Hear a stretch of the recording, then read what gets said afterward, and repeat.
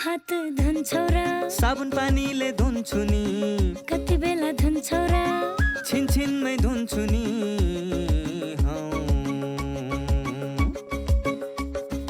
घरमा पस्दा अफिस पस्दा सधैँ धुन्छु हात, कोरोनालाई यसै गरी भगाइदिन्छु म त। घरमा पस्दा अफिस पस्दा सधैँ धुन्छु हात, कोरोनालाई यसै गरी भगाइदिन्छु म त।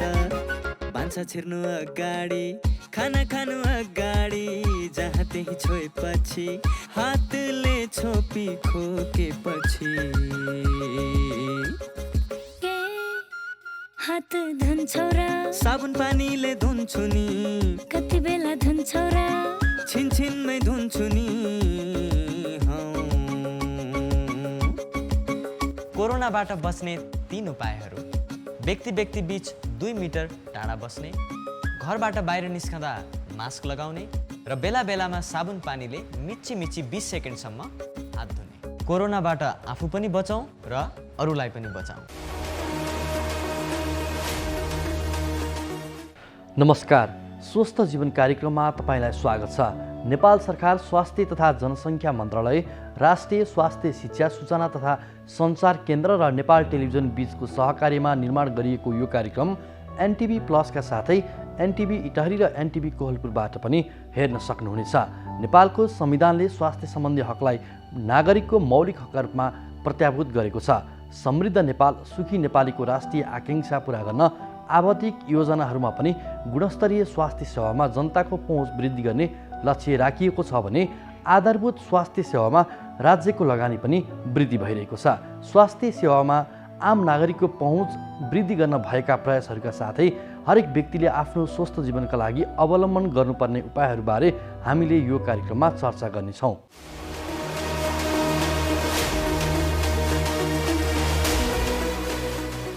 कोरोनाका कारण मृत्यु हुनेहरूमा दीर्घरोगी तथा मृगौला तथा मुटु रोगले ग्रसित बढी छन्।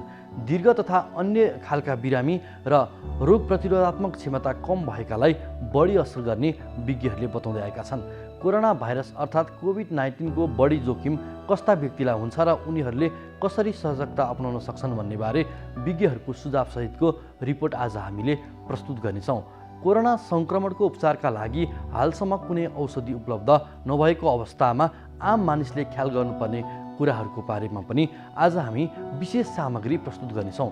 स्वस्थ जीवनका लागि हाम्रो जीवनशैली कस्तो हुनुपर्छ यसबारे विज्ञको सुझाव पनि प्रस्तुत गर्नेछौँ। सुरुमा यो विशेष रिपोर्ट।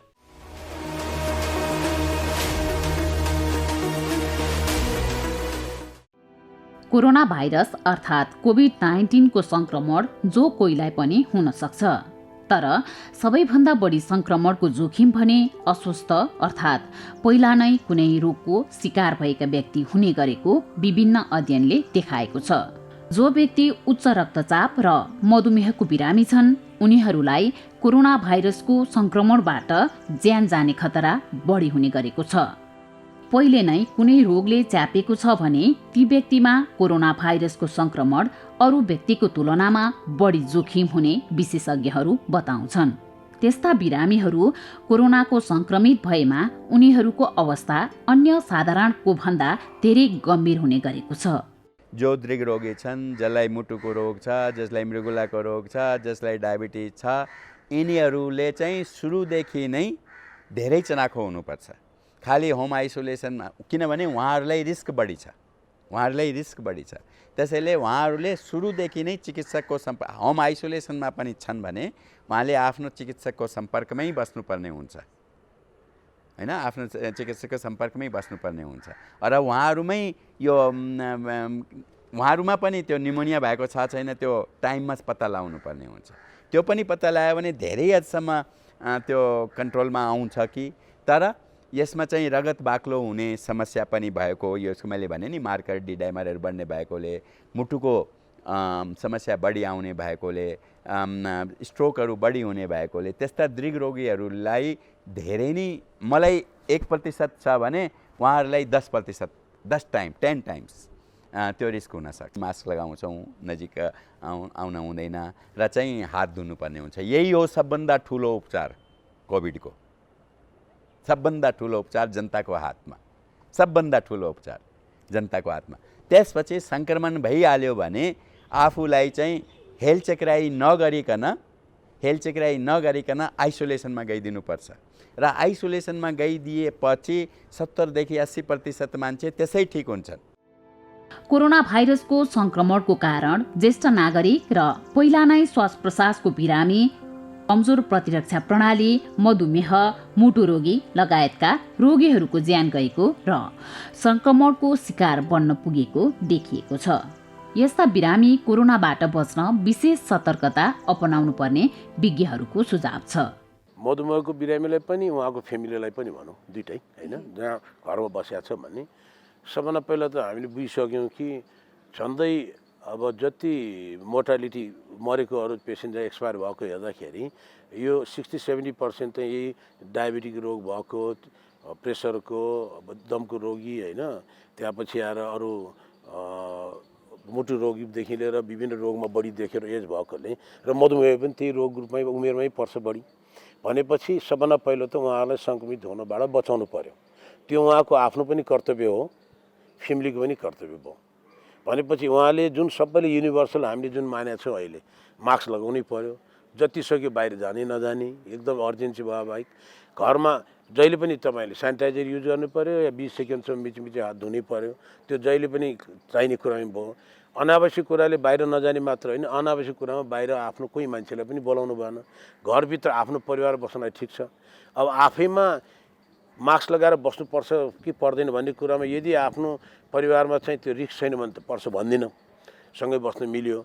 रिस्क छ भने चाहिँ अलगै बस्नु पर्यो। या त यदि फ्यामिलीमा कोही बाहिरबाट आउने यस्तो छ भने सकभर चाहिँ हामीले के गरिदिनु पर्यो भने त्योबाट चाहिँ डायबिटिक पेसेन्ट टाढै राख्नु पर्यो। र डायबिटिक पेसेन्ट आफैले चाहिँ के भने नियमित औषधि सेवन गर्नै पर्यो। खाना जुन हाम्रो किसिमको डायबिटिक खाना खानै पर्यो। एक्सर्साइज जे गर्नुपर्छ त्यो सबै रेगुलर गर्नै पर्छ। र मेन्टली एउटा के सोच्नु पर्यो भने हो डायबिटिक भएको हुनाले रोग लाग्यो भने रिस्क बढी छ, तर रोग लाग्ने चान्स अरू बराबरै भएकोले रोगबाट बच्नु नै पहिलो उपाय हो। गर्भवती भएपछि सुगर देखेको हो, डायबिटिस देखाएको छ भने हामी त्यस्तो पेसेन्टलाई हामी सकभर चाहिँ इन्सुलिन नै दिन खोज्छौँ। त्यो इन्सुलिन दिएपछि उहाँले दिनको 3-4 पल्ट रगतको चेक गर्नु पर्यो कन्ट्रोल गर्नलाई, किनभने त्यो आमाको लागि पनि पेटभित्र भएको बच्चाको लागि पनि हो। त्यसको लागि गर्दाखेरि चाहिँ डक्टर्सहरूसँग बढी कन्ट्याक्ट भइरहनु पर्यो। मेन कुरा वेट मेन्टेन गर्ने, सुगर चेक गर्ने होइन, र मेन्टली आफू पनि अलि स्ट्रङ हुने। अब जुन युनिभर्सल हामीले गर्नुपर्ने सेनिटाइजेसनको 12 फिटको डिस्टेन्स बस चाहिँ यिनीहरू त गर्नै पर्यो। त्यो एउटा त सुगर कति हाई भएको छ, चिनी रोग भएको छ, सुगर कन्ट्रोलै भएको छैन भने त्योमा पनि कोभिड भयो भने त्यसको रिस्क बढी हुने भयो। र अर्को भनेको जति पुरानो मधुमेह रोग भयो, डायबिटिस भयो, 5-10 वर्षमा त हामी के देख्छौँ त्यस्तो रोगीहरूको सबैको किडनीमा खराबी, बुझ्नु भने मुटुमा खराबी, ब्लड प्रेसर देखिने, मोटापा देखिने, त्यो अर्को चिज पनि उनीहरूसँग हुने भयो। त्यसले गर्दा रिस्क त धेरै हाई हुने भयो। त्यसैले इन्सुलिन लिने धेरै जसो भनेको त 5 वर्ष 10 वर्षपछि भनेपछि जति रोग पुरानो भयो त्योसँग अरू पनि डायबिटिस बाहेक पनि अरू कोमोर्बिडिटी थपिने हुँदाखेरि त्यसले चाहिँ मोर्टालिटी रिस्क र कोभिड भयो भने रिस्क धेरै बढ्ने भयो। त्यहाँ चाहिँ बढी प्रिकसन भनेको त यही हामीले त्यो युनिभर्सलै गर्ने हो। घरमा बुढाबुढीलाई जति छ राम्रोसँग राख्नु पर्यो। आइसोलेसन भने अलग नगरे पनि एटलिस्ट हामीले के सोच्नु पर्यो भने हामीले आफ्नो घरको परिवारले, छोराछोरीले स्पेसल, अब नाति पनाति होला, उनीहरूले चाहिँ बुढाबुढीहरूलाई उमेर गएको अलि भएको डायबिटिस भएको धेरै जस्तो त 55-60 त्योभन्दा बढी नै भयो। हुन त अब जब डायबिटिस भएको पेसेन्ट छ भने उनीहरूले एज वर्षमा 1-2 पल्ट कसैले रेगुलरली स्वास्थ्य चौकीमा भए पनि सरकारी अस्पताल हो, नर्सिङ होममा कहीँ त्यो देखाएको हुन्छ भने यसमा त सकभर एउटा डाक्टर कोही या प्यारामेडिक्स पनि हुन्छ। हामीलाई हेल्थ एसिस्टेन्टले पनि हेल्प गर्छ, सिस्टरले पनि हेल्प गर्छ। त्यो बाहेक अर्को भनेको देखाउनै नसक्यो भनेको सुगर चेक गर्ने भयो। त्यो अलि रेगुलरली गर्न सक्नु पर्यो पहिलो कुरा। त्यति गरेर खानापिना पनि रेगुलर जुन पहिला गरेकोलाई एउटा नीति यही त्यही गऱ्यो भने उनीहरूलाई रोग बढी सर्ने चान्स चाहिँ हुँदैन। त्यसरी त्यो चाहिँ एउटा चाहिँ भन्न मिल्छ कि सरेपछि डर हो, सर्ने चान्स त्यसै बढी हुँदैन। त्यो एउटा प्रिकसन लिनु पर्यो। त्योभन्दा बढी अरू चाहिँ अब गर्नै नमिल्यो भने गाउँघरमा पनि स्वास्थ्य चौकी त कहीँ त होला, त्यहीँ गएर भेट्नुपर्छ अलिक कम्प्लिकेसन भयो भने। सिम्पल मधुमेहमा खान नहुने चिज भनेको गुलियो, चिनीले बनेको परिकार यिनीहरू जुन छ त्यो नर्मल खान नहुने खानु भएन नै आयो। सपना नगर्नु मिल्ने भनेको चुरोट खान मिल्दैन, चुरोट खानेहरूको स्मोकिङमा चाहिँ मोर्टालिटी हाई देखिएको छ। रक्सी पिउँदाखेरि यो मधुमेहलाई पनि खराब गर्छ। रक्सीले चाहिँ अर्को भनेको कोभिड भयो भने त्यसमा रक्सी पिउँदाखेरि खराब हो, दुईवटा चिज आयो। अर्को भनेको त हेल्दी खाना होइन, सकभर फ्रेस खानेकुरा चाहियो, हरियो सागसब्जी बढी चाहियो, फलफुलहरू चाहियो। त्यसमा पनि गुलियो खालको भन्दा अमिलो खालको फलफुल भन्छौँ, रेगुलर खानु पर्यो। अब पानी कति मात्रामा पिउने, यो गर्ने यस्तो भनेको साइन्टिफिक प्रुफ छैन। तर नर्मल चाहिने किसिमले जस्तो खाएकोमा चाहिँ अरू फरक गर्नुपर्ने केही छैन। डायबिटिजको हिसाबले नै हामीले के भन्छौँ भने एकैपल्ट धेरै खान मिल्दैन, थोरै मिलाएर खाने भन्दैमा मेन त बिहान ब्रेकफास्ट हो। दुईवटा कसैले हाम्रो नेपाली स्टाइलले बिहानै भात खाने बानी छ, भुजा खाने 9 बजे भने ब्रेकफास्ट एकदम लाइट खाएर अलिकति एउटा अन्डा भनौँ या आधा या दुध 1 ग्लास या 1 कप खाएर त्यसपछि भात खाने टाइममा 1 कचौरा भने बढी होइन, चामल रोटी भयो भने राम्रो, झन् रोटी राम्रो, हरियो सागपत्ती खाने भयो। 3 बजेतिर दिउँसोको खाजा खाने हो। 9 बजे र 12 बजेको बिचमा केही फलफुल 1-2 टुक्रा खान मिल्छ। एउटा स्याउ, अनाज, सुन्तला भनौँ न, अमिलो खालको फल खान मिल्यो। तपाईँले दिउँसोको खाजा खाइसकेपछि 7 देखि 8 बजे तपाईँको रातिको खाना टाइम भयो। अन्न खानु भने चपाती खाए पनि भयो, अन्न खाए साधारण तरकारी, मासु खानुहुन्छ भने रेड मिट भन्दा व्हाइट मिटै राम्रो भन्छु होइन। तर त्योभन्दा बढी चाहिँ रेगुलर खानाभन्दा अरू चाहिँ चेन्ज गर्नुपर्ने त अरू केही छैन। नमस्कार, म डाक्टर प्रदीप गिवाली, पेसाले क्लिनिकल फार्माकोलोजिस्ट, अहिले नेपाल स्वास्थ्य अनुसन्धान परिषदको कार्यकारी प्रमुख हिसाबले म के भन्दैछु भने नेपाल स्वास्थ्य अनुसन्धान परिषदले अहिले रेमडेसिभिर लगायत औषधिहरू र त्यस्तै गरी चाहिँ कोरोनासँग सम्बन्धित चाहिँ भ्याक्सिन को ट्रायल चाहिँ स्टडी ट्रायलहरू गर्दैछ, यो जानकारी गराउन चाहन्छु। र त्यस्तै गरी कन्भर्सन प्लाज्मा थेरापी पनि यसले चलाइरहेको छ। रेमडेसिभिरको औषधि चाहिँ जुन कोरोनाको विरुद्ध राम्रो छ भनिएको छ, अमेरिकन कम्पनीले चाहिँ तयार गरेको नेपालमा सुरु हुँदैछ विभिन्न अस्पतालहरूमा विशेषज्ञहरूसहित, र यहाँलाई थाहा छँदैछ। र भ्याक्सिनको ट्रायलको हामी पूर्व तयारीमा छौँ। र यहाँ मार्फत चाहिँ म के भन्न चाहन्छु भने आम जनसमुदाय र पब्लिकहरू, सरकारवालाहरूलाई यो रिसर्चमा जुन क्लिनिकल ट्रायलको डिजाइन गरिन्छ, त्यो क्लिनिकल ट्रायलको डिजाइनमा चाहिँ यो औषधि अथवा भ्याक्सिन लिने व्यक्तिहरू, जसलाई पार्टिसिपेन्ट भनिन्छ, बिरामी अथवा व्यक्तिहरू, त्यो स्टडी पार्टिसिपेन्ट भनिन्छ। र पार्टिसिपेन्टले चाहिँ तपाईँको भोलिन्टरीली म यसमा चाहिँ सहभागी हुन्छु भने पछाडि उहाँको इच्छाले, जबरजस्ती हुँदैन, र त्यो इच्छाले मात्रै चाहिँ रिसर्चमा सहभागी हुने हो। त्यस कारणले गर्दाखेरि त्यो रिसर्चको चाहिँ म सहभागी हुन्छु भनेर उहाँहरू आइरहँदा रिसर्च काउन्सिलले तयार गरेका मापदण्ड, नियम र रिसर्चको लागि बनेको प्रोटोकल डिजाइनमा भएका कुराहरू स्पष्टसँग हेरे पछाडि, पढिसके पछाडि, सुनाइसके पछाडि र यहाँहरूको जुन पार्टिसिपेन्ट साथीहरू तयार हुनुहुन्छ अथवा बिरामीहरू होइन, उहाँहरूको इच्छामा, इच्छा बेगर कुनै पनि हिसाबले चाहिँ रिसर्च हुँदैन। त्यो इच्छामा चाहिँ व्यक्त गरिसके पछाडि अथवा चाहिँ उहाँले पाउने चाहिँ फाइदा के हो अथवा यसका बेफाइदाहरू के हुन् अथवा कम्पेन्सेसनका कुराहरू के हुन् भनेर चाहिँ तपाईँको चाहिँ गएर प्रष्टसँग बुझेर साइन गरे पछाडि अनि मात्रै चाहिँ तपाईँको चाहिँ गएर कुनै पनि व्यक्ति अथवा चाहिँ बिरामी चाहिँ स्टडीको लागि पार्टिसिपेन्ट भएर तयार हुन्छ। र त्यस पछाडि स्टडीले दिएको प्रोटोकल अनुसार, डिजाइन अनुसार र स्टडी सुरु हुन्छ अन्त्य नहुँदासम्म। र कुनै पनि चाहिँ बखत पार्टिसिपेन्टहरूलाई स्टडीमा चाहिँ तपाईँको गिनियापिग बनाइयो अथवा चाहिँ तपाईँको स्टडीमा भनेअनुसार कामहरू चाहिँ भएन अथवा चाहिँ तपाईँलाई चित्त बुझेन भने त्यो स्टडीबाट कुनै पनि समय आउट हुन पाउँछ, त्यसबाट मुक्त हुन पाउँछ र कसैले करकाप गर्न पाइँदैन होइन। यो मानवाधिकारको कुरा पनि हो र अन्तर्राष्ट्रिय मान्यता पनि हो। त्यस कारणले गर्दा आम समुदायलाई म के भन्न चाहन्छु भने कुनै पनि रिसर्च क्लिनिकल ट्रायलमा सहभागी हुने पार्टिसिपेन्टहरूलाई कुनै करकापले हुँदैन, उहाँहरूको इच्छा बेगर हुँदैन र स्टडी डिजाइनका प्रोटोकल र अनुसार पनि मात्र भएको हुनाले यसमा चाहिँ तपाईँको जबरजस्ती चाहिँ भन्ने कुरा हुँदैन भनेर आम समुदायलाई म यो एनएचआरसीको तर्फबाट भन्न चाहन्छु। र त्यस कारणले गर्दा यो मान्यताभन्दा बाहिर गएर कसैले गर्छ भने त्यो दण्डनीय पनि हुन्छ। मानव शरीरको महत्त्वपूर्ण अङ्गहरूमध्ये फोक्सो एक हो, जुन स्पोन्ज जस्तै हुन्छ। फोक्सोको काम भनेको श्वास लिने हो, तर केही व्यक्तिले चुरोट र बिडीको धुवाँ तान्न प्रयोग गर्छन्। धूम्रपान गर्ने व्यक्तिको फोक्सोमा रहेको क्यान्सर उत्पादन गर्ने टारलाई यसरी निचोर्ने हो भने यस्तो टार निस्कन्छ। ल हेर्नुहोस् त, कति डरलाग्दो टार जसले क्यान्सर र मुटु रोग लागेर व्यक्तिको ज्यानै लिन्छ। धूम्रपान त्यागो, स्वस्थ बनाऊ।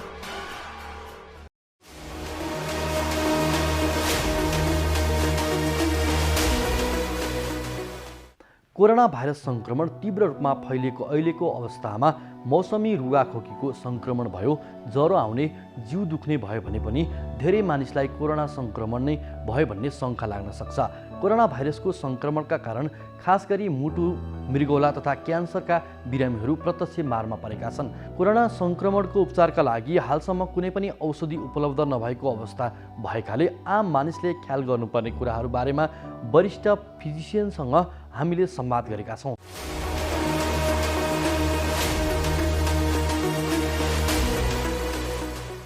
कोरोना भाइरस सङ्क्रमणको महामारी चलिरहँदा सामान्य रुगाखोकी लाग्दा पनि त्रास देखिएको छ। कोरोना भाइरस कोभिड-19 र मौसमी रुगाखोकीको लक्षण उस्तै उस्तै हुने भएकोले दुई मध्ये कुन सङ्क्रमण हो भन्ने थाहा नहुन सक्छ। कोरोना भाइरस सङ्क्रमण तीव्र रूपमा फैलिएको अहिलेको अवस्थामा मौसमी रुगाखोकीको सङ्क्रमण भयो, ज्वरो आउने, जिउ दुख्ने भयो भने पनि धेरै मानिसलाई कोरोना सङ्क्रमण नै भयो कि भन्ने शङ्का लाग्न सक्छ।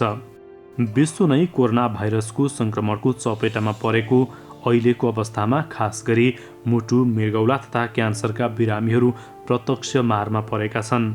कोरोना सङ्क्रमणको उपचारको लागि हालसम्म कुनै औषधि उपलब्ध नभएकोले आम मानिसले ख्याल गर्नुपर्ने कुराहरूका बारेमा वरिष्ठ फिजिसियन डाक्टर रमेश ढकालसँग हामीले संवाद गरेका छौँ। कोरोना भाइरसको कारणले जुन त्रास सिर्जना भयो र अघिल्लो जुन वैशाख जेठ असारसम्म खासै नेपालमा कोरोना भाइरसको केस देखिएको पनि होइन र त्यति बेला पनि लकडाउन भएको कारणले आम मानिसहरूलाई दीर्घकालीन समस्या भएका मानिसहरूलाई अस्पताल जानलाई समस्या थियो, यातायातको साधनहरू थिएन र नजिक भएका स्वास्थ्य केन्द्रहरूमा गएर स्वास्थ्य लाभ लिइरहनु भएको थियो र अस्पतालहरूमा चिकित्सकहरू जाने, कर्मचारीहरू जाने र बिरामीहरू नहुने अवस्था थियो र पछिल्लो अवस्थामा चाहिँ कोरोना भाइरसको कारण कोरोनाको डिजिजको सङ्ख्या जुन हाम्रो सुरुमा हामी कम्युनिटीमा थिएन यो कोरोना भाइरस, पछिल्लो फेजमा चाहिँ कम्युनिटीमा कोरोना भाइरस सङ्क्रमण बढिसकेपछि कोरोनाको सङ्क्रमितहरू धेरै भएको कारणले गर्दाखेरि मानिस आफै पनि अहिले अस्पताल नै जानेर भनेर सोच्छन् उहाँहरू होइन। त्यो कारणले गर्दाखेरि कोरोना भाइरस बाहेकका बिरामीहरू चाहिँ एकदम न्यून, जस्तो अघि पछि 90% हुन्थ्यो भने अहिले 10%मा सीमित हुनुहुन्छ। उच्च मधुमेहको बिरामीहरू, उच्च रक्तचापको बिरामीहरू, थाइरोइडको बिरामीहरू, मृगौलाका समस्या भएका बिरामीहरू र अनि गर्भवती महिलाहरू, अब उहाँहरूलाई त बाध्यता हुन्छ अस्पताल जानु, तर त्यो कारणले पनि पहाडी इलाकामा र तराई इलाकामा चाहिँ घरमै डेलिभरी गराउने सङ्ख्या बढेको भनेर तथ्याङ्क आइसकेको छ र मातृ मृत्यु दर पनि बढेको तथ्याङ्क आइसकेको छ। त्यस कारणले गर्दाखेरि कोभिडको कारणले गर्दाखेरि आम अन्य बिरामीहरूलाई चाहिँ अहिले अस्पताल सहज भएको छैन। यो अवस्थामा बिरामीहरू पनि अलि आत्तिएका छन् अस्पताल जानको लागि। कस्तो अवस्था भयो भने चाहिँ अनिवार्य रूपमा अस्पताल जानै पर्ने हुन्छ? मान्छे बिरामी भएपछि अस्पताल जानुपर्छ। अनि आम मानिसलाई ऊ कति हदको बिरामी हो भन्ने कुरा मापन हुन्छ नि मूल्याङ्कन गर्ने आधार त थाहा नहुन सक्छ। सबै मेडिकल फिल्डको मान्छे हुन्न। उसको बिरामी सामान्य हो कि उसको बिरामी सिकिस्त हो कि अति सिकिस्त हो कि भन्ने कुरा त थाहा हुन्न नि त मान्छेलाई। मान्छे बेहोस भइसकेपछि मात्र अस्पताल आऊ भन्नु अथवा बेहोस भएपछि मात्र अस्पताल जाने त होइन होला होइन। ज्वरो आउने, रुवाखोकी लाग्ने हुँदाखेरि वास्तवमा हेल्थ केयर सिकिङ त चाहिन्छ त्यति बेला। त्यही भएको कारणले गर्दाखेरि जस्तो मानिसहरू त स्वास्थ्यमा समस्या भएपछि स्वास्थ्य कर्मीहरूसँग परामर्श लिनु जरुरी छ। अब अहिले चाहिँ नि अलिकति कम्युनिटी ट्रान्सफर धेरै भएको, कम्युनिटीमा कोरोना फैलिएको र जहाँ बस चढ्दाखेरि बसबाट सर्न सक्ने होइन, बजार जाँदा बजारबाट सर्न सक्ने, अस्पताल जाँदाखेरि अस्पतालबाट सर्न सक्ने, किनमेल गर्न जाँदाखेरि त्यहाँबाट सर्ने भएको कारणले गर्दाखेरि सकेसम्म फोन परामर्श गर्ने, चिनजानेको वरिपरिको स्वास्थ्य केन्द्रहरूमा गएर सम्बन्धित व्यक्तिहरूसँग सल्लाह गर्ने र त्यसपछि उनीहरूको सल्लाहमा अस्पताल जाने गऱ्यो भने चाहिँ राम्रो हुन्छ जस्तो लाग्छ मलाई। अहिले तपाईँको कोरोना लाग्दाखेरि छरछिमेकमा उसलाई पनि लागेको छ, मान्छेहरूले सहजै पचाउन थाल्यो। हेर्नुहोस्, चैत्र महिनामा कोरोना लाग्दाखेरि, वैशाखमा कोरोना लाग्दाखेरि मलाई सम्झिन्छु त्यो आरडिटी पोजिटिभ आएको थियो सन सिटीमा, त्यो सबै सञ्चार माध्यमले पनि लाइभै गरेको थियो। आरडिटी पोजिटिभ आएको थियो, दुईजनाको उहाँहरू बेलायतबाट आउनुभएको थियो। अनि पछि पिसिआर गर्न लिएर गयो, पिसिआर पोजिटिभ आयो एकजनाको पोजिटिभ आएन होइन। त्यति बेला कस्तो भयो होला तिनीहरू सोसियल स्टिगमा जस्तो मलाई फिल हुन्छ कि त्यो म आफै कोभिड बिरामी भएको कारणले गर्दाखेरि मेरो घरतिर हेर्दै नहेरिकन हिँड्ने मान्छेहरू पनि थिए कि यसो म झ्यालबाट हेर्थेँ कौसीबाट हेर्थेँ होइन मान्छेहरूको त्यतिसम्मको त्यो अज्ञानता भन्छु मैले त्यसलाई होइन मान्छेले थाहा नपाएको अब वास्तवमा यो कोरोना डिजिजको कारणले गर्दाखेरि एउटा ठुलो सोसियल स्टिगमा जुन समाजमा मानिसहरूलाई एउटाले अर्कोलाई छुने बित्तिकै लाग्ने रेस्पिरेटरी ड्रपलेटबाट एयरबोर्न इन्फेक्सन हो भन्ने कुरा थाहा नपाएर अब वरिपरि गयो भने सर्छ साह्रै सर्छ सरेपछि मरि नै हालिन्छ भन्ने किसिमको जुन किसिमको उद्घोष थियो त्यो चाहिँ अलिक गलत थियो कि भन्ने मलाई लाग्छ होइन तर अब बिस्तारै बिस्तारै सबै मान्छेहरू आक्रान्त हुँदै गए कम्युनिटीमा ट्रान्सफर भयो अस्पतालहरूले पनि बिस्तारै बिस्तारै धेरै कोरोना बिरामीहरू लिन थाले अनि सबैका घर घरमा कोरोनाका बिरामीहरू आइसकेका कारणले गर्दाखेरि अहिले चाहिँ यो सोसियल स्टिगमा अलिकति कम भएर धेरै नै कम भएर गएको छ। डाक्टर साहब यहाँ आफू पनि कोरोना भाइरसको सङ्क्रमित बनिसक्नु भएको छ कसरी सङ्क्रमित बन्नुभयो यहाँ? पेसाले डाक्टर चिकित्सक हेर्नुहोस् बिरामी हेर्नुलाई पढेको जिन्दगीमा होइन अब जति बेला पढियो त्यति बेला जिन्दगीमा एउटा नोबेल प्रोफेसनमा लाग्छु र यो काम गर्नुपर्छ भनेर लागि हो होइन अब अरूको जस्तो बाई फोर्स पढाए पनि होइन आफ्नो इच्छाले पढिया हो होइन एकदम दत्तचित्र भएर काम पनि गरिएकै हो। अब 20 वर्ष भयो म यो प्रोफेसनमा आएको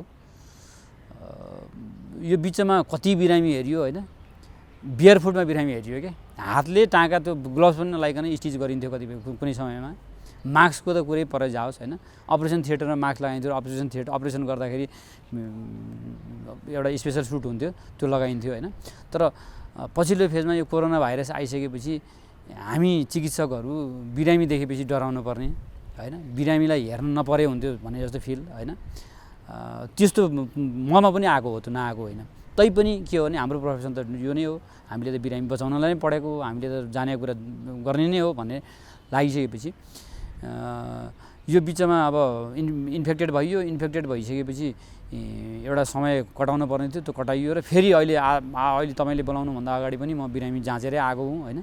अब यो के छ भने बिरामी चिकित्सकले स्वास्थ्यकर्मीले बिरामी नहेरी कसले बिरामी हेर्ने तर यो डिजिज प्रोसेसले चाहिँ के हो भने स्वास्थ्यकर्मी आफै इन्फेक्टेड हुने भएको कारणले गर्दाखेरि स्पेसल प्रिकसन लिएर बिरामी हेर्नुपर्छ हेरिरहनु सबैले हेरि पनि रहनु भएको छ र अब कतिपय अब रोग लागेका डाक्टरहरू दीर्घकालीन रोग लागेका डाक्टरहरू अनि उमेर धेरै भएका डाक्टरहरूलाई चाहिँ अलिकति गाह्रो पनि छ यो केसमा सबैले मैले भने जस्तो सजिलो पनि छैन। म सङ्क्रमित भएँ म सङ्क्रमित सँगसँगै श्रीमती पनि सङ्क्रमित भइन् त्यसपछि कन्ट्याक्ट ट्रेसिङमा भएको घरको सबैजनालाई गरियो मेरो नानी बाबु पनि सङ्क्रमित उनीहरूको पनि कोभिड पोजिटिभ आयो आमाको पनि पोजिटिभ आयो बुवा चाहिँ नि स्पेयर हुनुभयो बुवाको चाहिँ कोभिड पोजिटिभ आएन।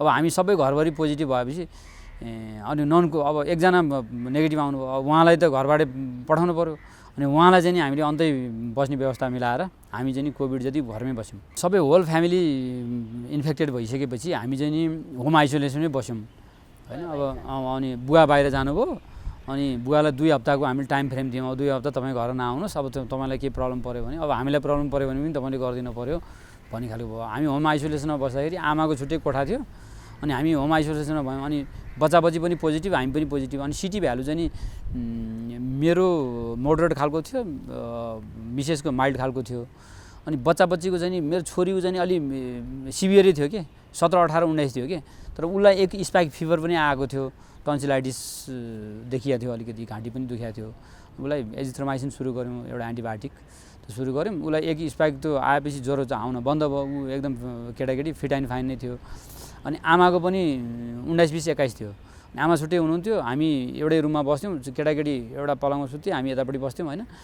अनि खाना खाने बेलामा किचनमा अब त्यहाँ त बाहिर घरमा काम गर्ने मान्छेलाई पनि हामीले 2 हप्ताको अब उसलाई छुट्टी दिइहाल्यौँ अनि आफ्नो काम त आफैले गर्नु पऱ्यो अनि मिसेस बढी किचनको काममा लाग्नुहुन्थ्यो अनि त्यसपछि अब सहयोग चाहिँ छोराले अलिकति छोरा चाहिँ 12-13 वर्षको थियो अलिकति पानी ल्याउने यताउति गर्ने उसले त्यो क्यारी गर्ने काम चाहिँ उसले गर्थ्यो अनि केही सामानको समस्या पऱ्यो भने चाहिँ फोनबाट छिमेकीहरूलाई साथीहरूलाई अनि मेरो स्टाफहरू हुन्थ्यो उनीहरूलाई भन्थ्यौँ हामी अनि त्यो बिचको दौरानमा हामी होम आइसोलेसन थियो घरको कम्पाउन्ड थियो कम्पाउन्डबाट बाहिर निस्किन्थ्यो दुध ल्याउने मान्छेले दुध कम्पाउन्डमा ट्याक्क झुन्ड्याइन्थ्यो अनि हामी त्यो दुध ल्याउँथ्यौँ होइन अनि त्यसरी चलिरहेको थियो अनि मान्छेहरूले त्यो सोधिरहन्थे अनि के सहयोग गर्नु पऱ्यो भन्ने खालको सहयोगी भावहरू पनि थियो धेरैको होइन अनि त्यसले पनि पोजिटिभ ऊर्जा दिन्थ्यो कि हामीलाई किनभने हाम्रो पछाडि धेरै मान्छेहरू हुनुहुन्छ अनि त्यसपछि मलाई त साथीहरूले दिल्लीबाट फोन गर्नुभयो उता अस्ट्रेलियाबाट फोन गर्नुभयो अनि पोखराबाट एकजना डाक्टरले नामै लिन्छु मैले धुरबहादुर अधिकारी भने एकदम सिनियर मेरो बुवाको उमेरभन्दा पनि सिनियर हुनुहुन्छ कि उहाँले चाहिँ तपाईँको लागि हामी प्रे गरिरहेछौँ होल टोटल पोखराको डाक्टरहरू भनेर भन्नुभयो कि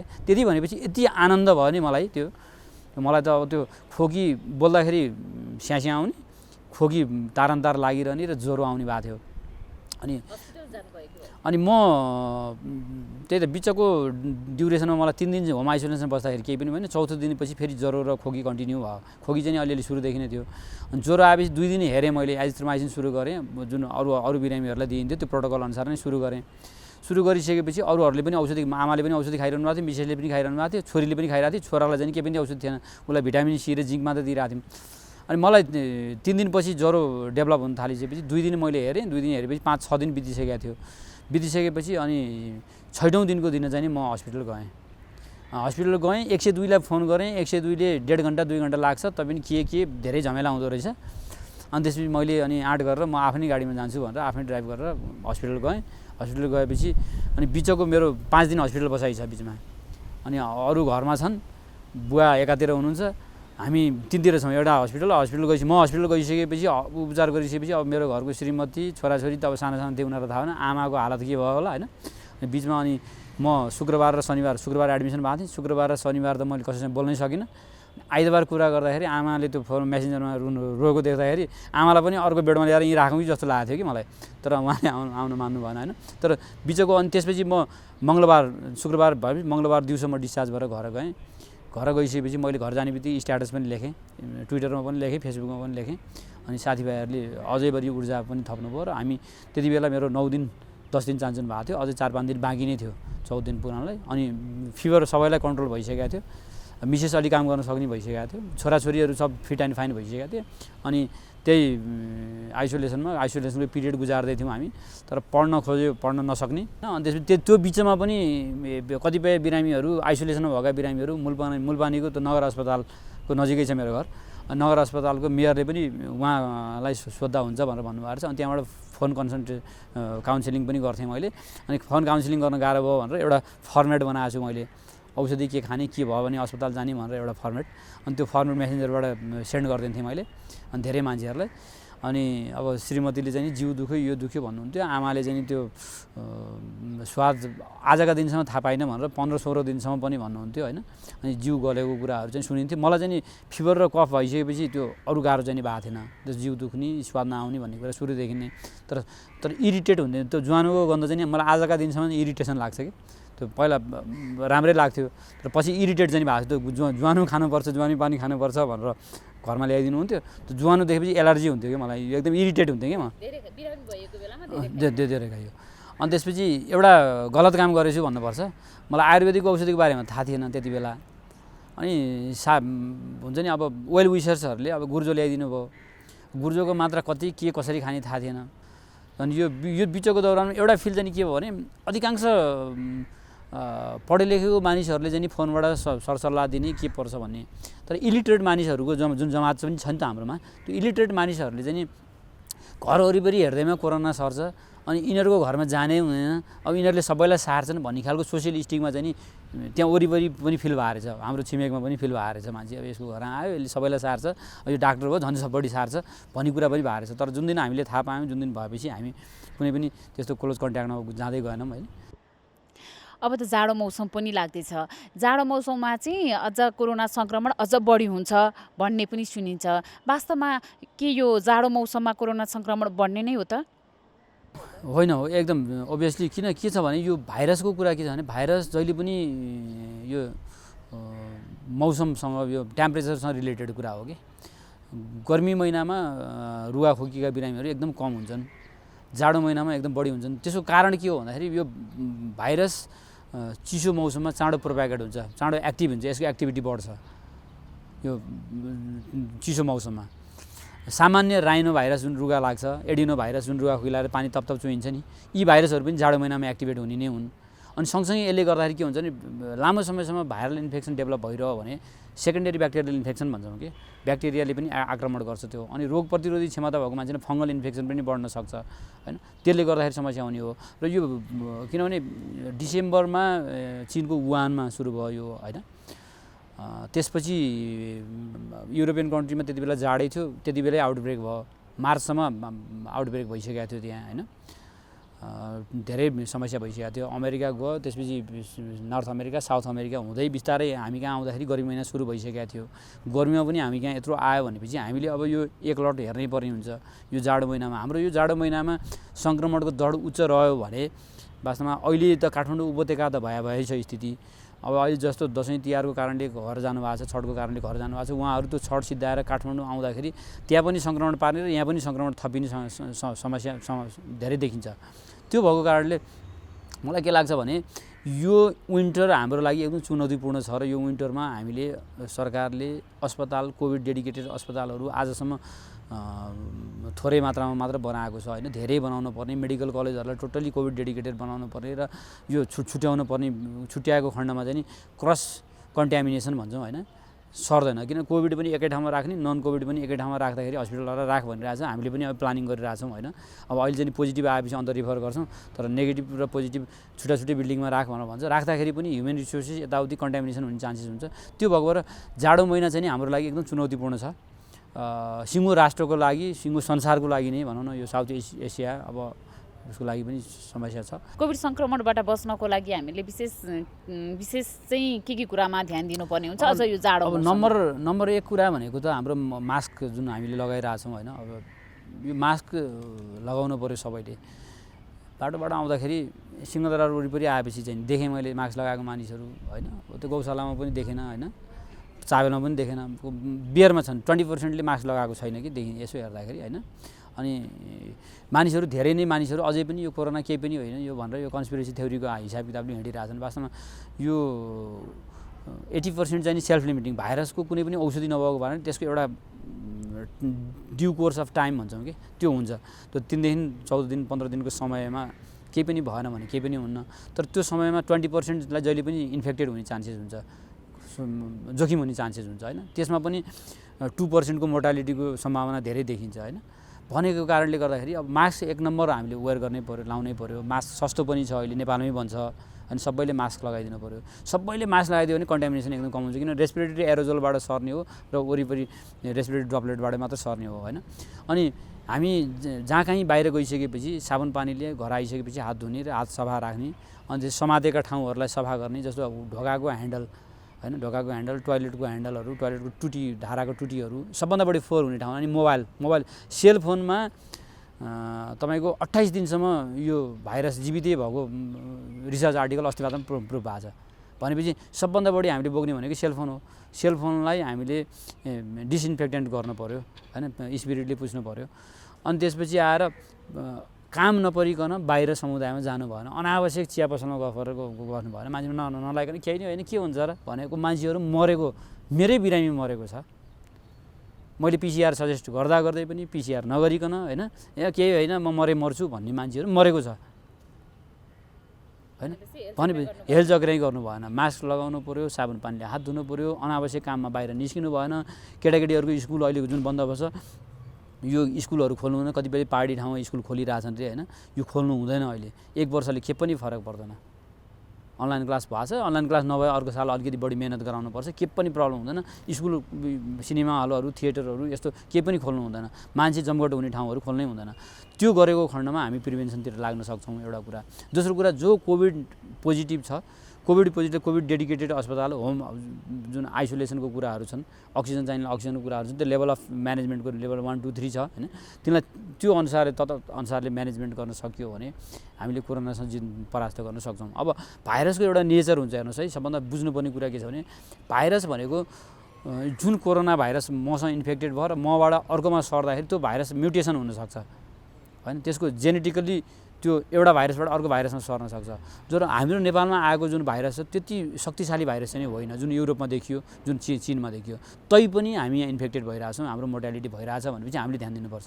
हामीले यो सुरक्षाका संयन्त्रहरू, अस्पतालमा काम गर्ने स्वास्थ्य कर्मीहरूले स्पेसल पिपी लगाएर बिरामी हेर्नु पऱ्यो होइन। अनि घरमा बस्ने मानिसहरूले घर बाहिर निस्किँदाखेरि स्पेसल प्रिकसन लिनु पऱ्यो, मास्क लाउनु पऱ्यो होइन, ग्लोभ्स लाएर हिँड्नु पऱ्यो। ग्लोभ्सलाई जथाभावी फाल्नु भएन, फेरि त्यो ग्लोभ्स फाल्दाखेरि त्यहाँ ग्लोभ्समा रहेछ भने त्यसले सर्न सक्छ होइन। त्यसलाई डफिङ गर्ने ठाउँ, स्पेसल ठाउँ हुनु पऱ्यो। कोरोना सङ्क्रमण पुनः दोहोरिने सम्भावना कतिको हुन्छ र पुनः दोहोरियो भने जटिलता हुने सम्भावना चाहिँ कतिको हुन्छ? डेफिनेटली दोहोरियो भने जटिलता हुने सम्भावना एकदम हाई हुन्छ है।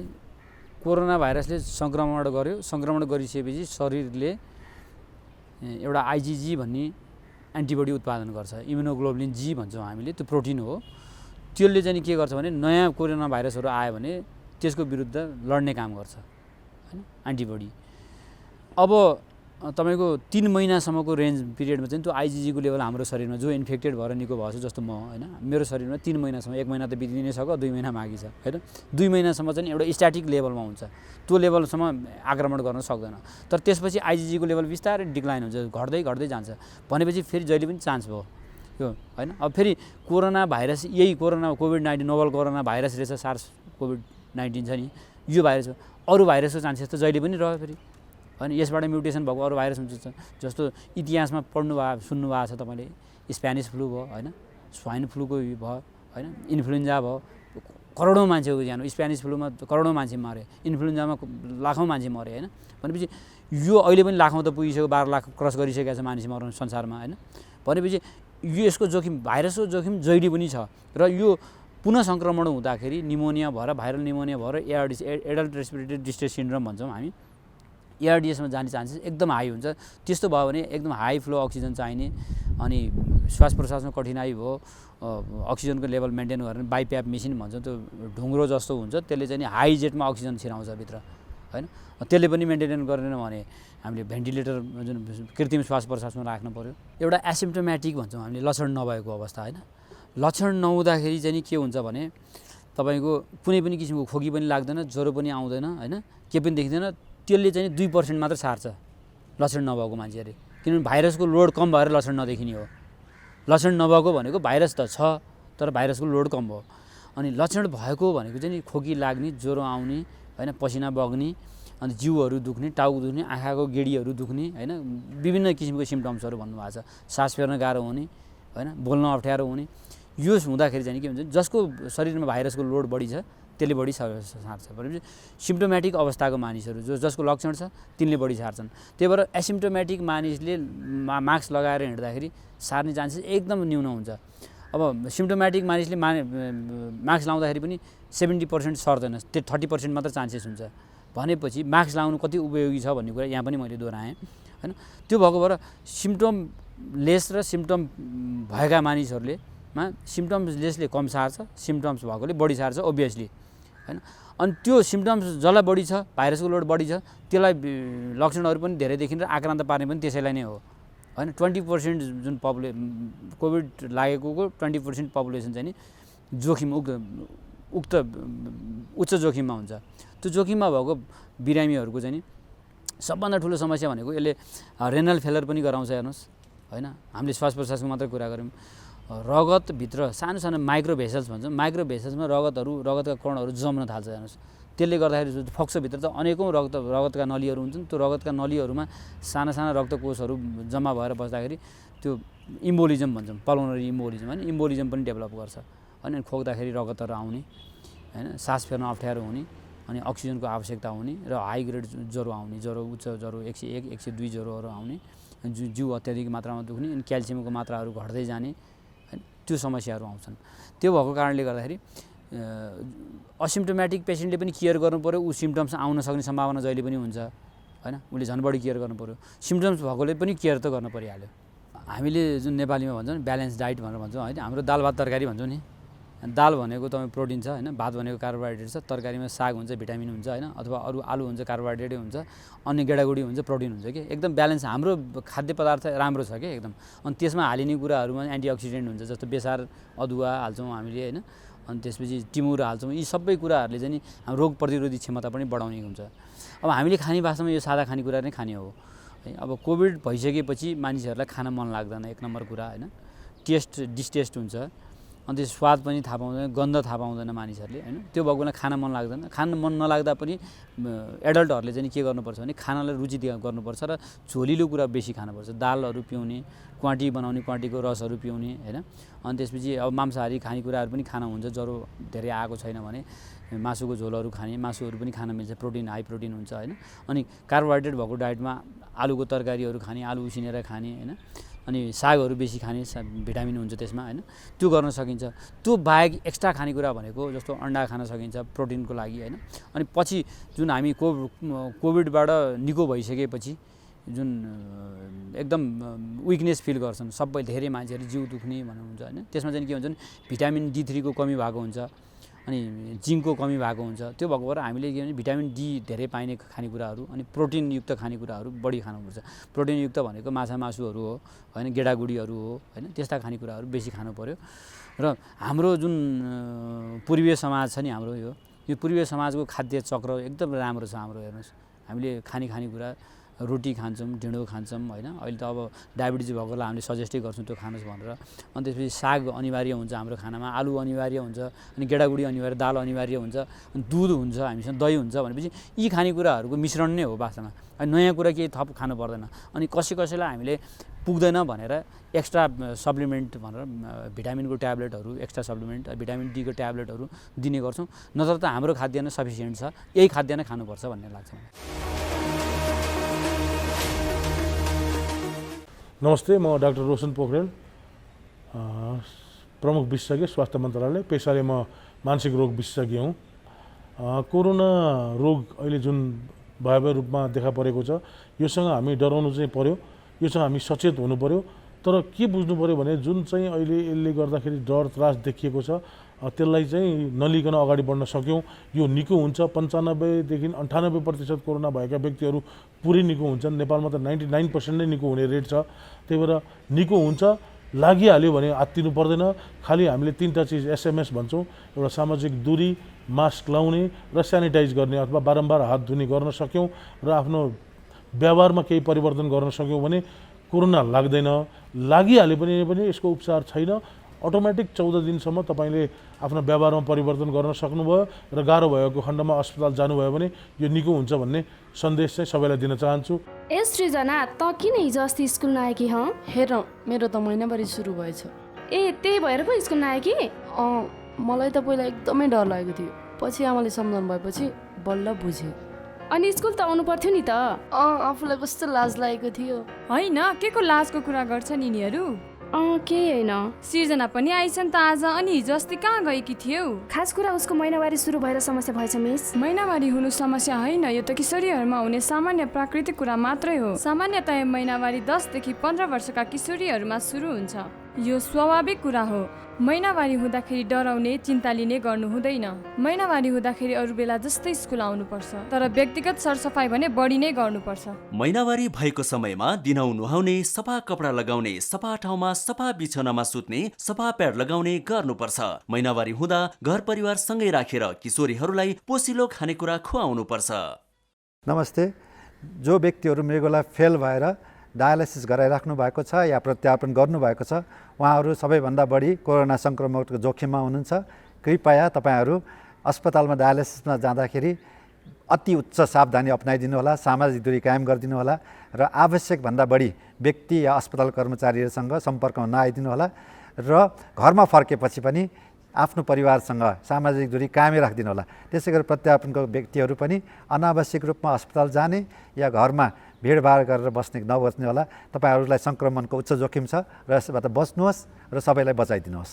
हाम्रो एक सन्तान छ, अर्को तुरुन्तै जन्माउने इच्छा छैन। त्यसैले परिवार योजनाको लामो अवधिका केही अस्थायी साधनहरूको बारेमा सल्लाह लिउँ भनेर आएको। तपाईँहरू जस्तो लामो अवधिको गर्भान्तर गर्न चाहनेहरूको लागि इम्प्लान्ट वा IUCD नै ठिक हुन्छ।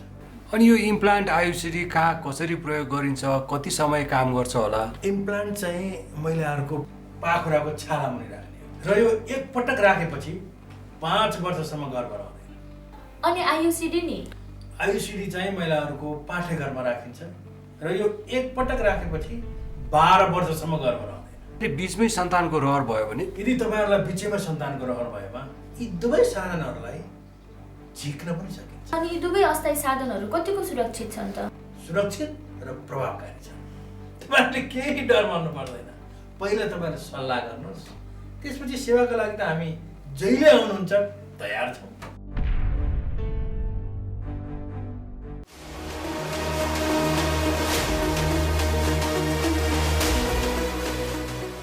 सफल जीवनको मूल आधार स्वस्थ शरीर हो। स्वस्थ जीवनका लागि खानपिन, बानी व्यवहार, जीवनशैली आदिमा ध्यान दिनुपर्छ।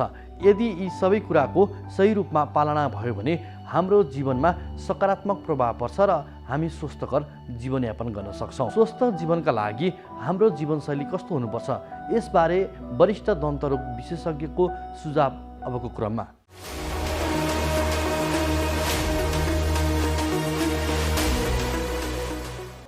नमस्कार, म doctor Prakash Budhathoki, senior consultant dental surgeon. मानिस स्वस्थ हुनलाई अर्थात् ममा भएको अनुभव, ज्ञान लामो समयसम्म देशलाई, जनतालाई र सबैलाई चाहिँ बाँडिरहनको लागि म धेरै समय स्वस्थ भएर नै बाँच्नुपर्छ। त्यही स्वस्थ भएर बाँच्नको लागि चाहिँ म बिहान उठेदेखि राति सुत्दासम्म के गरिरहेको छु र म अहिले लगभग 50 वर्ष पुग्दाखेरि पनि किन फ्रेस र जवान देखिरहेको छु भन्ने कुरा पनि म चाहिँ सेयर गर्न चाहन्छु। सबभन्दा पहिले बिहान उठ्नासाथ म हलुका एक्सर्साइज गर्छु, जसलाई हामीले चाहिँ अब मेडिटेसन भनौँ, योगा भनौँ।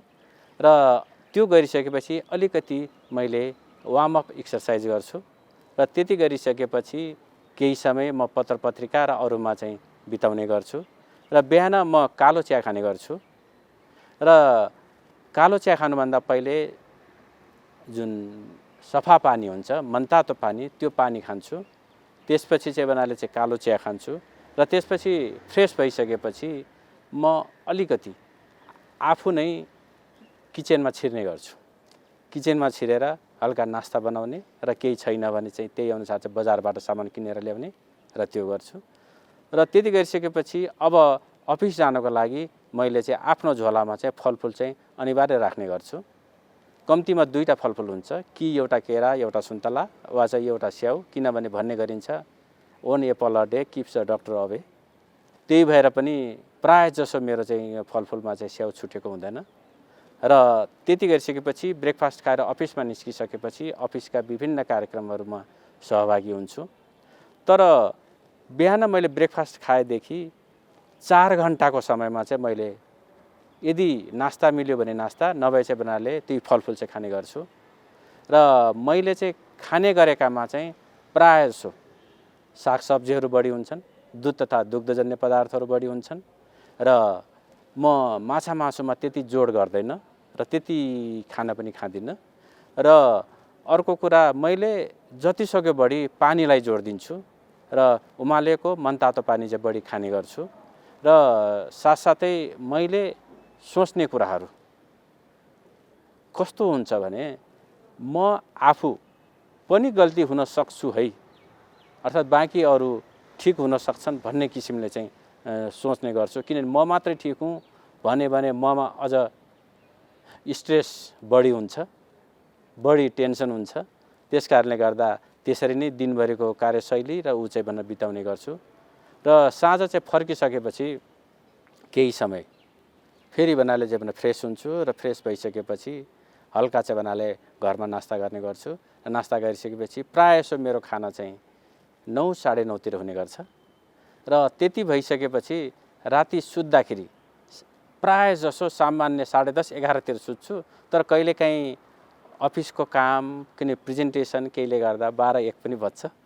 तर 12-1 बजे सुते पनि उठ्ने भनेको चाहिँ जनरली 6 बजे नै हो, 6 बजे नै उठ्ने गर्छु। तर यति भनिरहँदा हामी बिहान उठेदेखि साँझ सुत्दासम्मको खानपान, जीवनशैली र हाम्रो सोचाइको ले नै हाम्रो चाहिँ जीवन चाहिँ निर्धारण गर्ने हो। हामीमा चाहिँ रोग ल्याउने कि नल्याउने भनेर निर्धारण गर्ने हो। हाम्रो समाजसँगको सम्बन्ध चाहिँ निर्धारण गर्ने हो। त्यसकारणले गर्दा म सबैलाई खानपानमा, जीवनशैलीमा ध्यान दिन र त्यही अनुसार चाहिँ आफूलाई लामो समयसम्म स्वस्थ राखी देश तथा नागरिकहरूको सेवा गर्न हार्दिक अनुरोध गर्दछु। नमस्कार।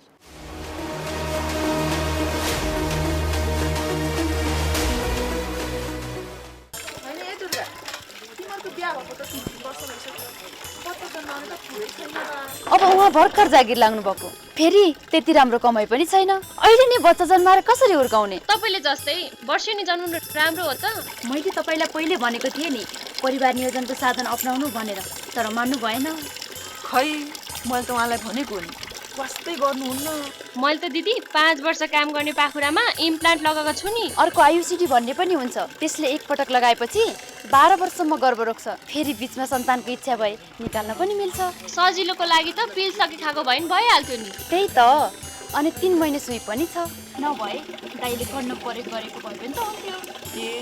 परिवार नियोजनको त धेरै साधनहरू रहेछ नि है। अब त म पनि श्रीमानसँगै स्वास्थ्य चौकीमा गएर परिवार नियोजनको साधन रोजेर प्रयोग गर्छु। सही भन्नुभयो लक्ष्मी दिदीले। जन्मान्तर र इच्छा अनुसार सन्तान जन्माउन अनि सुखी परिवारको लागि परिवार नियोजनको साधन अपनाउनुहोस्। कोरोना जुन प्रकारले फैलिराखेको छ, यो सावधानी नअपनाएको खण्डमा एक व्यक्तिबाट अर्को व्यक्तिमा सर्छ र सरेपछि सङ्क्रमित हुन्छ। सङ्क्रमित भएपछि फेरि सङ्क्रमित व्यक्तिले अरूलाई पनि फैलाउने एकातिर सम्भावना हुन्छ भने अर्कोतिर आफै पनि चाहिँ यदि भनौँ न तपाईँलाई चाहिँ कुनै शारीरिक या दीर्घ रोगीहरू छन्, डायबिटिज, मुटुको रोग, छातीको रोग आदि छ भने तपाईँलाई चाहिँ यसले चाहिँ बेसरी समात्छ। तपाईँ चाहिँ रोगले ग्रसित भएर अस्पताल जानुपर्ने हुन्छ र अस्पतालमा पनि अहिले चाहिँ यति सङ्क्रमित र चाहिँ रोगले ग्रस्त बिरामीहरूको चाहिँ चाप बढेको छ कि अस्पतालमा अहिलेको अवस्थामा भएका जुन नेपाल सरकार अन्तर्गतको र जो प्राइभेटको चाहिँ यो आइसियुहरूको पनि बेडहरू सबै चाहिँ हाउसफुल भइसकेको छ। त्यहाँ चाहिँ जानै नसकिने, उपचारै नपाइने अवस्था भइसकेको हुनाले चाहिँ अझ पनि यो कारणबाट तपाईँले सावधानी अपनाउनु अति जरुरी छ। त्यसै कारणबाट यस्ता चाहिँ भयावह हुनसक्ने सम्भावनालाई चाहिँ तपाईँले मध्यनजर गरेर सामान्य चाहिँ एउटा आफूले गर्न सकिने नेपाल सरकारले भनेको यो मास्क प्रयोग गर्ने, यो सोसियल डिस्टेन्सिङ 2 मिटर पर बस्ने र चाहिँ बेला बेलामा साबुन पानीले हात धुने, सेनिटाइजर प्रयोग गर्ने जस्ता चाहिँ उपायहरू चाहिँ कृपया इमान्दारीपूर्वक अपनाइदिनु होला। नानु होमवर्क सक्यो त? गर्दैछु बुवा। कस्तो चुरोट गनाएको। होइन चुरोट खाएकै छैन? थाहा छ। हजुरले कौसीमा, घर बाहिर आँगनमा, बाटोमा चुरोट खाएर हिँडेको देखेको छु मैले। कहिलेकाहीँ मात्रै हो के? अब छोड्छु। के गर्नु, बानी लागेपछि। सुन्नुहोस्, हजुरले चुरोट खानुभयो, हजुरलाई त असर गर्छ नै। हजुरले खाएको चुरोटको धुवाले हामीलाई पनि रोगी बनाउँछ। हामी रोगी भएको हजुरलाई मनपर्छ? होइन, मलाई त तिमी स्वस्थ फुर्तिलो भएको पो मनपर्छ। त्यसो भए सुन्नुहोस् बा, हाम्रो सरले भन्नुभएको चुरोटको धुवाको 3 तहको असर हुन्छ अरे, first hand, second hand, third hand. होइन के हो नानु यो first hand, second hand, third hand भनेको? जसले चुरोट खायो उसलाई चुरोटको धुवाले फर्स्ट ह्यान्ड असर गर्छ। सँगै बस्ने मान्छेलाई चुरोटको धुवाले सेकेन्ड ह्यान्ड असर गर्छ, जुन धेरै हानिकारक हुन्छ। त्यो अहिले मलाई भइरहेको छ। सरी नानु, अनि यो थर्ड ह्यान्ड भनेको के नि? हजुरले जुन ठाउँमा बसेर चुरोट खानुभयो त्यो ठाउँमा पछिसम्म चुरोटको धुवाको असर रहिरहन्छ। त्यही ठाउँमा पछि आएर बस्ने मानिसलाई पनि असर गर्छ, त्यो थर्ड ह्यान्ड भयो। ए बुझेँ, यो त ठुलो अपराध पो रहेछ। अब म प्रतिज्ञा गर्छु, आजैदेखि धुम्रपान त्याग गर्छु। धन्यवाद बुवा।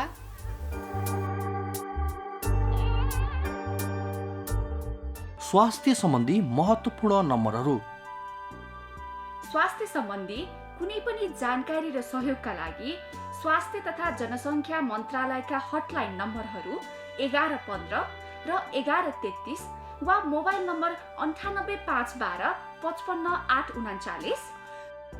एम्बुलेन्स सेवाको लागि 102 र 112। वैदेशिक रोजगारीको क्रममा स्वास्थ्यमा समस्या भएमा, अन्य सहयोग वा जानकारी आवश्यक परेमा श्रम, रोजगार तथा सामाजिक सुरक्षा मन्त्रालयको हटलाइन नम्बर 1141। शान्ति, सुरक्षा र अन्य सहयोगका लागि नेपाल प्रहरीको नम्बर 100। सशस्त्र प्रहरी बलको नम्बर 1114। रगत आवश्यक परेमा ब्लड बैंकको नम्बर 01 42 25 344। सार्वजनिक हितका लागि नेपाल टेलिभिजन।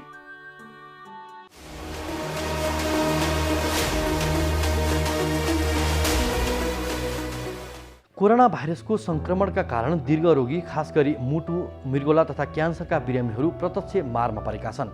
कोरोना भाइरस सङ्क्रमण अर्थात् कोभिड-19 बढी जोखिम कस्ता व्यक्तिलाई हुन्छ र उनीहरूले कसरी सजगता अपनाउन सक्छन् भन्ने बारे विज्ञसँगको सुझावसहित आज हामीले रिपोर्ट प्रस्तुत गऱ्यौँ। कोरोना सङ्क्रमणको उपचारका लागि हालसम्म कुनै पनि औषधि उपलब्ध छैन। आम मानिसले ख्याल गर्नुपर्ने कुराका बारेमा आज हामीले स्वास्थ्य संवाद प्रस्तुत गऱ्यौँ। साथै स्वस्थ जीवनका लागि हाम्रो जीवनशैली कस्तो हुनुपर्छ यस बारेमा विज्ञको सुझाव पनि प्रस्तुत गऱ्यौँ। आजको लागि स्वस्थ जीवन कार्यक्रमको समय सकिएको छ। यो कार्यक्रम तपाईँले नेपाल टेलिभिजनको वेबसाइट www.nepaltvonline.com तथा नेपाल टेलिभिजनको मोबाइल एप, फेसबुक, युट्युब जस्ता सामाजिक सञ्जालमा पनि हेर्न सक्नुहुनेछ। यो कार्यक्रममा तपाईँका स्वास्थ्य सम्बन्धी समस्या, सरकारले प्रवाह गरेका स्वास्थ्य सेवा अथवा हाम्रो कार्यक्रमको बारेमा कुनै जिज्ञासा भए हामीलाई सम्पर्क गर्न सक्नुहुनेछ। सम्पर्क माध्यम हामीले टेलिभिजन स्क्रिनमा देखाइरहेका छौँ। तपाईँका समस्यालाई हामीले सरकारी अधिकारी वा विज्ञ मार्फत समाधान गर्ने प्रयास गर्नेछौँ। आजको लागि स्वस्थ जीवन कार्यक्रमबाट हामी सबैलाई बिदा दिनुहोस्। नमस्कार।